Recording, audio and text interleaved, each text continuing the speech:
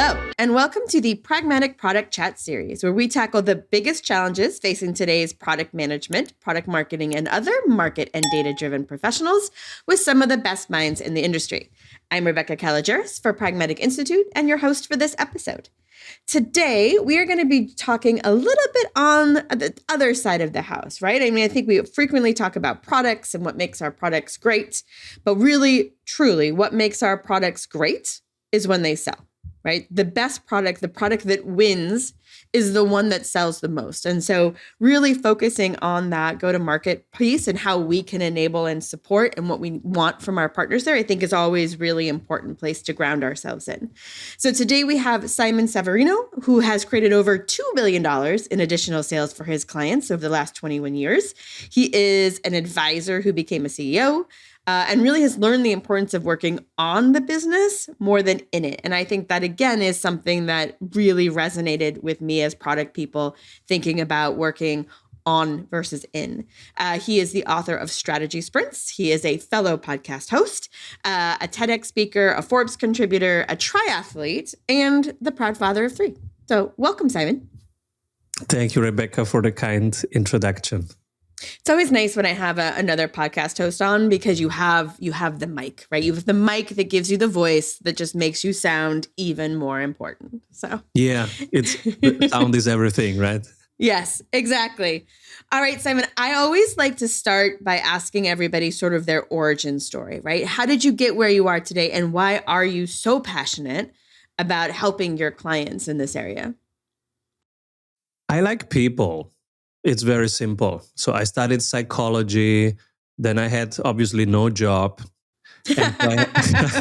What do you do with a psychology degree? Right? And so I had to invent my own job. And liking people, I was just noticing what people need. And I was noticing what I am pissed off about. And like many entrepreneurs, I started building what I need for myself. And then when people started asking for it, that became a product. So maybe that's already some of the content that we will talk about is what to build and how to build it, right? So I did always build for myself the one thing that I was missing, I was building for myself. And if then other people would ask, hey, Simon, can I have it? Multiple times, then I knew, oh, now it's something. Now it's kind of a product. So what was it that was pissing you off? So I was hearing people, help me, hey, help me. My pipeline is not full. I need more leads. And so I saw that and said, okay, what are you doing to fill pipeline? And I saw them just not executing, avoiding prospecting, avoiding actually asking clients what they need, avoiding asking the NPS questions, right? What's great about this product? What pisses you off? What's a feature that's missing? How do you use it? So these basic questions that you would ask if you would actually want to improve the product. And I saw that they weren't just doing that. They were just hiding, heads down, and fiddling on the product. And I was like, guys, okay, but it's Thursday, okay? So on Friday, we're going to measure, right? Because I live in the world of on Monday, you tell everyone. So we call it a strategy sprint. So on Monday, you tell everyone what's your priority. What are you building? And on Friday, we measure, okay, how did the user, the client, respond to it?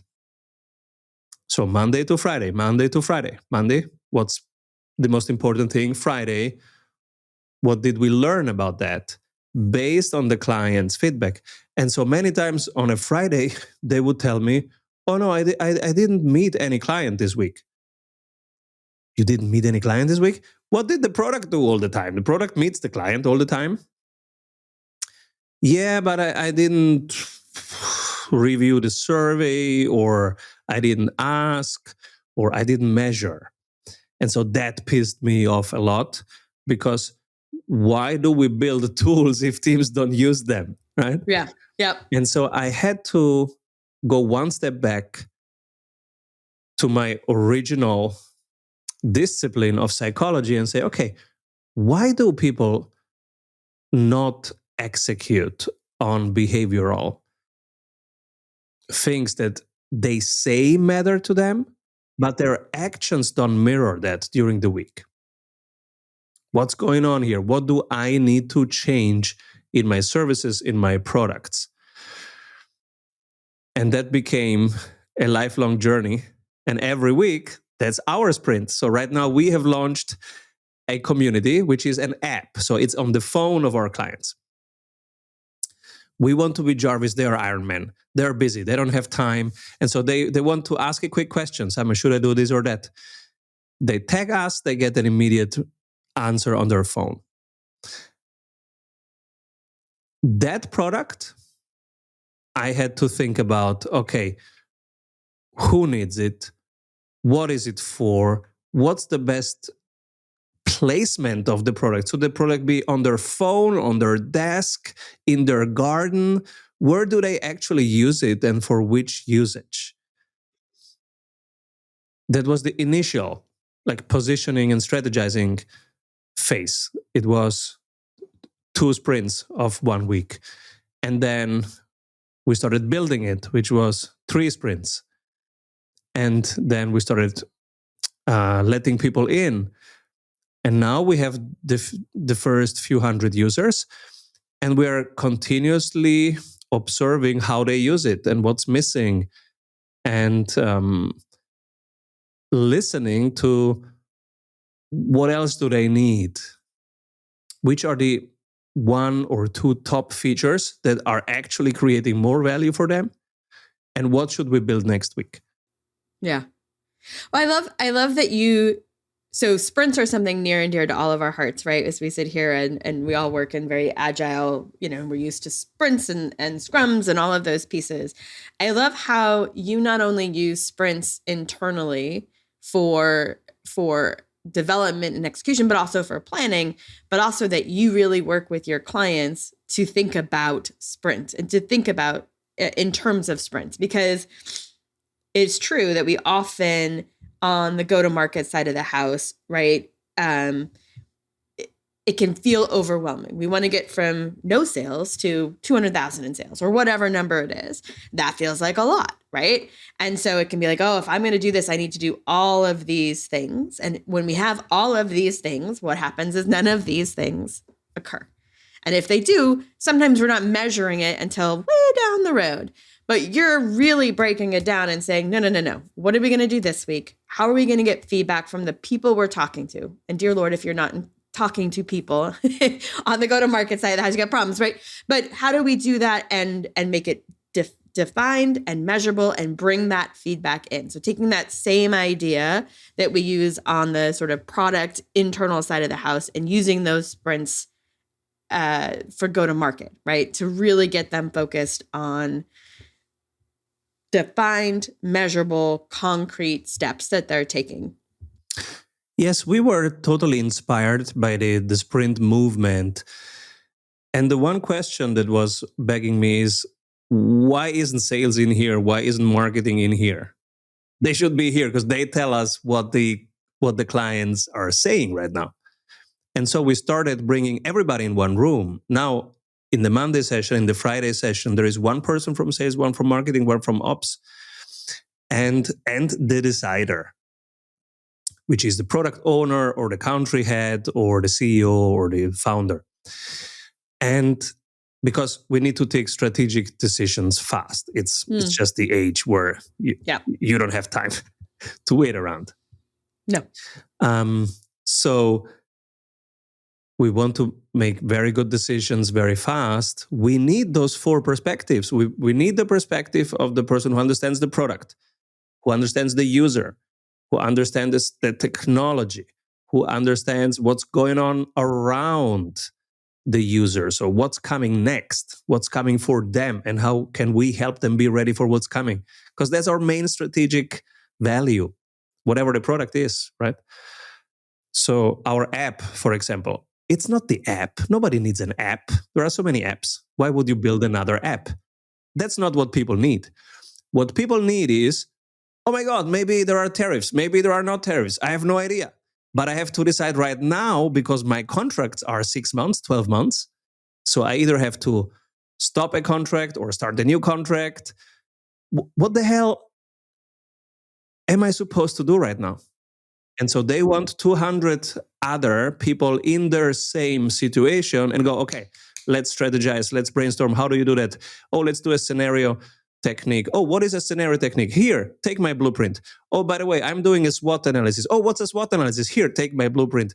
Oh, by the way, I'm doing this. I'm going agile. What is agile? Okay, here, take my lean playbook, right? So that's the actual value behind our community, which happens to communicate on an app because it's on their phone and people live on their phone right now. Right. And because, as you know, your buyers or, your users particularly are phone focused, right? So you knew like a desktop app doesn't make as much, or, a desktop program doesn't make as much sense. Like that's the other piece that you talked about so well, was like, how I deliver that depends on who I'm delivering that to. And that's just fundamentally good product strategy, but it is really important, right? Yeah. We want to be on all devices because their life is on all devices. Yeah. They go take a cab, they're on their phone. Then they are in the office, they are on their desktop. Then they go home, take the iPad, go on YouTube, now they're on their iPad. So we need to be on those three places because life is 24/7. Meanwhile, right? There are maybe 6 hours where you sleep, but the tech world, the sprint world never sleeps. No. And so, and we have some presidents that will be unnamed that work even Sunday night. They tweet something and it changes your complete world, right? Yeah. So we have to adapt for that. And that's the challenge. You don't have enough data. You don't, in the moment where you need it, you don't have enough data about the future. You don't have enough information, but you have to distill decisions out of there, intelligence and wisdom and decisions. How do you do that? That's why Monday, focus, Friday, learning. And it's not just the product team. It's product plus marketing plus sales. We need all this knowledge, somebody who understands the product, the user, and what's happening next. And also what the economics are, or the finances that you guys internally need. What's the margin that you need, and what's the budget? So our sprints are 90 days. We call it a strategy sprint because it's a whole company sprint, if you want. You are always looking at the whole thing without separating it into departments. That's the difference. And so we don't think in departments. We think of there is one user out there. We are building the best possible solution for their problem. And everybody contributes one part into that solution each week. On Monday, what's most important? Let's challenge each other. If I say, hey, the most important thing is that I create this widget, I get challenged. Really, Simon? That's the most important widget? Or in my case, I say, oh no, yeah, this week, the most important thing is that I go on YouTube and share a video. Really, Simon? YouTube is the most valuable thing we can build this week? So we challenge each other on Monday, and then we execute until Friday. And on Friday is learning time. Yeah. Well, and I can see I was thinking as we were talking about the 1 week pieces, that's really great to be reactive, but you could, especially as things change every Sunday night, end up being sort of like a ping pong ball, like this and then next, and then you're not making progress. But it sounds like that 90-day strategy sprint is what we want to accomplish as an organization. The weak ones are the blocks, are the most important blocks that will get us there, but we stay focused by sort of the umbrella in. Is that an accurate reflection of what you were saying? Yes. So thanks for that. It's a spreadsheet. The weekly dashboard that we look at on Friday is a spreadsheet with 2 tabs.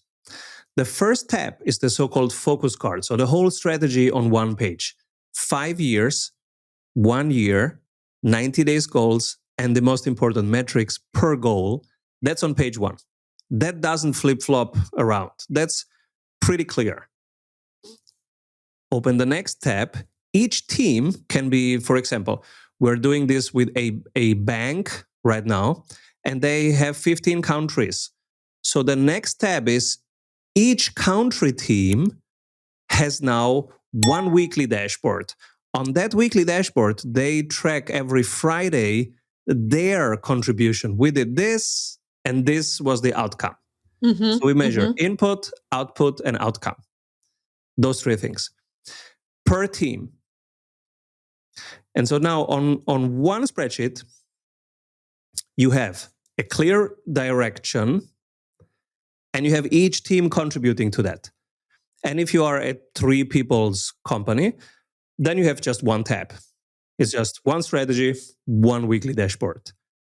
So this is to be both aligned. You have a clear direction, clear metrics, but you avoid flip-flopping back and forth. Because sure, you can change stuff on page 1, but you will not change it every week. No, absolutely, yeah. Don't do that. It's interesting too, because one of the other things you touched on was that your current app that you created is about community, and the power of a community. And I think that is something people forget, right? They think of, we go and hang out in a community, it's just hanging out. It is, I don't have time for that, right? Yeah, I don't have time to go to your community. I don't have time to go to the pragmatic alumni community, versus understanding that what the community is an acceleration of the work you were doing outside the community, right? That it gives you an opportunity to jump ahead where someone's already solved this problem. You don't have to solve it yourself, right? If they're in a community of, like dedicated, like-minded, hardworking, focused people, that you can really accelerate. It is not a left turn. So I that is how I feel about community, obviously passionately on the piece, but I would love to see how you guys kind of leaned into community, what drove you to that, and sort of the feedback and effects you've seen of it. I think community is the new marketing. And I think only products embedded in a community will actually survive 5 years from now. And the reason is, imagine the world in 2-3 years, it's all AI. Content is being shipped all the time. Boom, boom, boom. You get videos, emails, great content on socials. And it's high volume, it's very entertaining. You don't know if it's real or not, but you have stopped even checking it because the quality is so high. It's like getting movies shipped all the time. So entertainment, top. But now how do you decide, should I use this software or that software? Should I engage this vendor or that vendor? Should I have that person as a coach or that person? This will be really hard. And I think community will make the difference. So imagine you are deciding which CRM tool to introduce. Yeah. So you go out there, put your CRM, maybe you write in Perplexity, best CRM tool 2026. And now you're looking around, it gives you 5 options. It leads usually to YouTube. And so, first of all, who will pop up? The people with the biggest community. They will be on top, because if YouTubers talk about your product, you rank higher in AI search, in every search. And so the guys were with more YouTube about their product, they will be found. Now you go to that YouTube channel and you realize, oh, look, this person has a ton of users talking about it, sharing, and you have already forgotten the second option. You are not even caring about it anymore. You are already engaged with option 1. Yeah. Now you forget about it, continue doing your stuff. In the evening, you go home. You want to watch Netflix on your iPad. Oh, but first, let me check YouTube because maybe the news, poof, that thing pops up again. And you're again evaluating and having an experience with that product that has a community. So you see, having a community really skews towards success just from an findability standpoint. And then the second is from a trust standpoint. The risk of using a product and then you have a problem and nobody answers you is a real risk.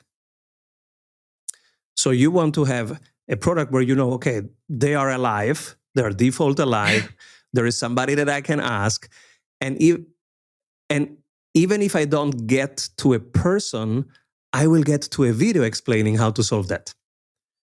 So there are so many reasons why community makes a better product. And I think product management of the future will be different from product management now. I think now you are done when your product is great. In the future, you are done when the users want to wear your hoodie. And not before. Because they actually feel like being part of the adventure of the movement. Yeah. They're not just users. They're fans and participants in a different way. Yes, they're part of it. I like the sort of juxtaposition there. So how do you measure the success of your community? When we talk about these and the impact, right? Yeah. But one of the things I think that is difficult for organizations and why you see some organizations, invest in community and then pull out is the measurable ROI, right? The tying it to, and so we made more money. Absolutely, yes. We look at it every Friday. And members, so for example, in the Sprint Club, 217 paying members right now. What we look at is, in the first week, it's a free trial. So we look at how many people went to the website, strategisprints.com, and started the free trial. One metric. Second metric, how many stayed after 7 days? Third metric, what are they doing between day 7 and day 15? What are they clicking? What are they using? Are they getting what they need? Is the onboarding sequence so good that it gets them using it? So we look at usage. And this is where you track things like number of questions that they asked, number of answers that they have given in the 2 questions of others, number of videos that they watched to completion, number of quests. We have challenges. And so number of quests that they completed. We have created a leaderboard that automatically gives points and badges to people who are more active. So we measure those. How many people are on the weekly leaderboard, monthly leaderboard, new people on the weekly leaderboard, new people on the monthly leaderboard is something that we measure in between. And the next stage is, how do you keep them activated? So live workshops, how many people came to the live workshops? And then from the live workshops, how many people clicked the invite button? Because the best product promotion is when users recommend it to other users. So there is a button called invite, and current members invite new members. Say, I think you should be in the Sprint Club because. And then they send it out. So that's the last piece that we measure. That's a great. Yeah. Speaking of measurements, one of the things that we're all used to is thinking about ROI. One of the things you talk about is ROL, right? Return on luck. And I just love that. I love that sort of turn of phrase. So I'd love just a little bit about like what that means to you and how do we increase our ROL? Yes. Well, it fits well with what we just discussed. You might say, oh, these guys are lucky they have 200 plus users. Oh, you are lucky.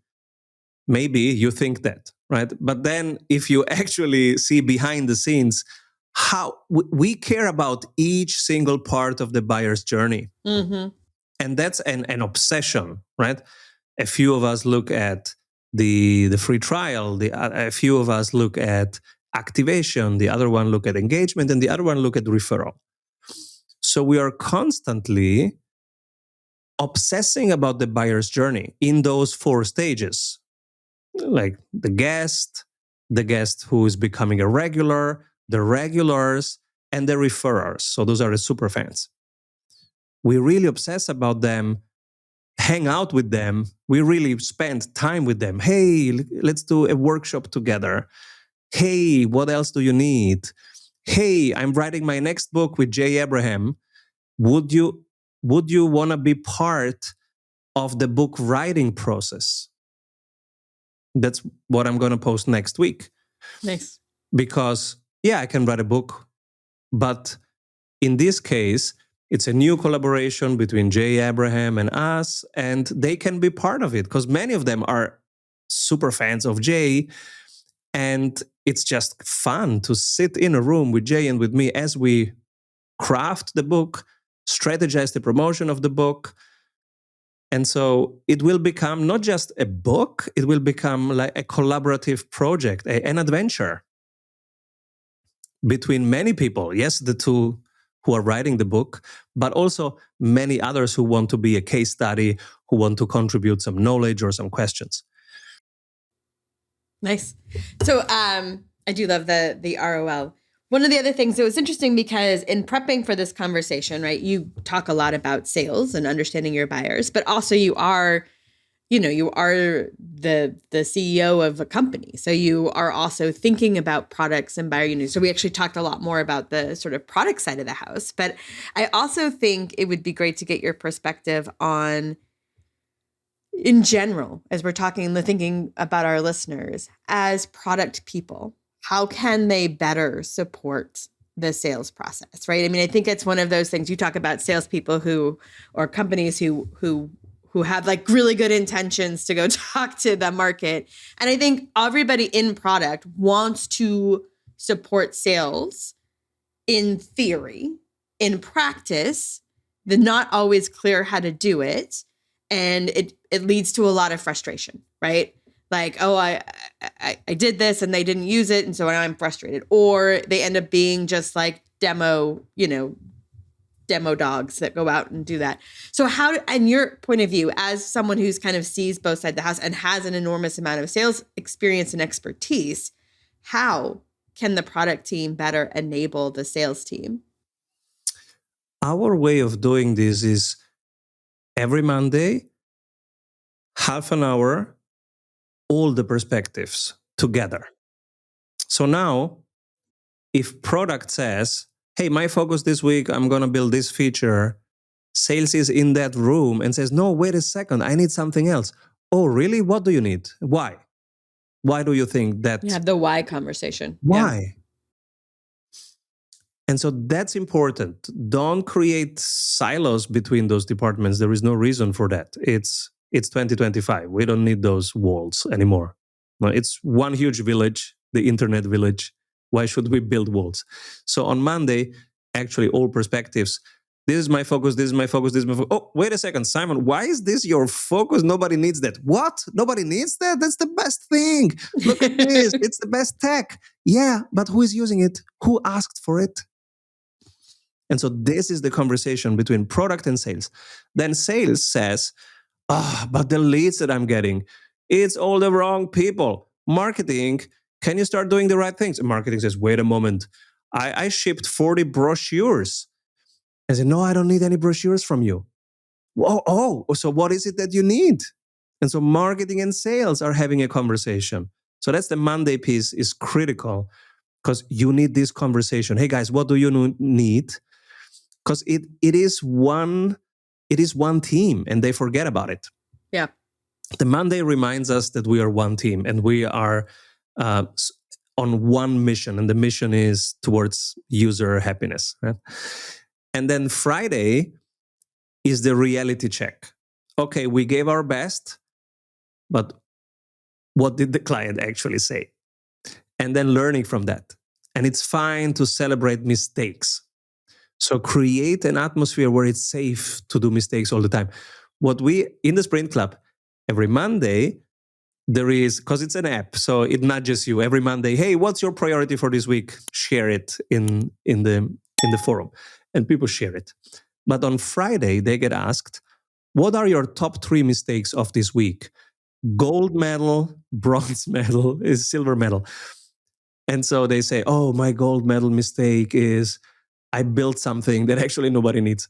My silver medal mistake is that guy wanted me to call him back. I forgot to call him back. He went with another team. And so we create an atmosphere where it's okay to make mistakes all the time. Because in a sprint world, you want as many small mistakes as fast as possible. That's actually the answer to the return on luck. Which teams have the most return on luck? The ones who have more A/B tests, more experiments. And how do you experiment? You try stuff out and you learn. You either win or you learn. And if it's many, many, many small mistakes, it doesn't matter. You don't lose money. You don't lose time. You actually gain knowledge. You gain knowledge of the territory, of what people need, of what the technology is capable of your capacity, of your velocity as a team. And that's very valuable knowledge. Important is that the mistakes are small.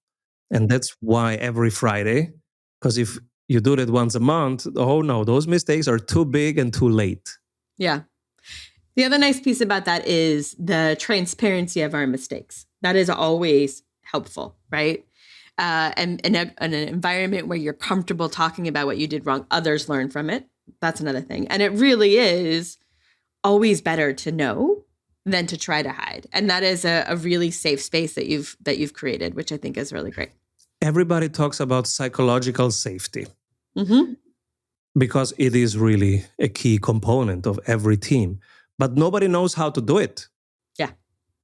Yeah. Listen to 5 Brené Brown books. Yeah, you still don't know how to do it. How do you do it? By sharing the mistakes. Mm-hmm. Yeah, including your own. Yeah. Absolutely. All right. We talked about lots of different things today, Simon. If you were going to have listeners do 2 things differently tomorrow, based on what we talked about today, what would that be? Make it small, make it fast. Nice. Perfect. All right. This was a great chat, Simon. I really appreciate you coming on. And Rebecca, these things that we're talking about, they are free downloadable tools. They are open source. People can go to strategysprints.com and actually download these processes, these templates, the spreadsheets, all the mistakes, questions, all these things. People can go and download them at strategysprints.com. Strategysprints.com. Excellent. We'll put that in the notes. Thank you, Simon.